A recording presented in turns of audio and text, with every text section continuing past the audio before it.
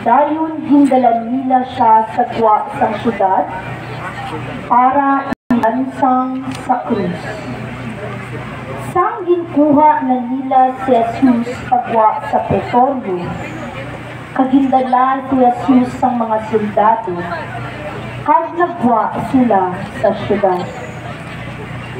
Ginaan nila kay Jesus ang iya krus pakato sa lugar nga ginatawag lugar sang Bagol, kung sa Hebreo ginatawag nga Golgota. Suno sa pasyon ang matuod-tuod nga kalabaon sang krus na 10 kag 5 katapak kag 7 katapak nga pahala. Mabugat matuod ang krus sa abaga ni Ginoong Jesus.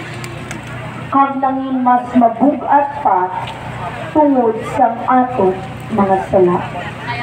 Nuestro Padre Jesus Nazareno, maluol ka sa amin. Ang ini nga pasos ginapalag-iyahan kag ginadumalahan sa pamilya Palacio.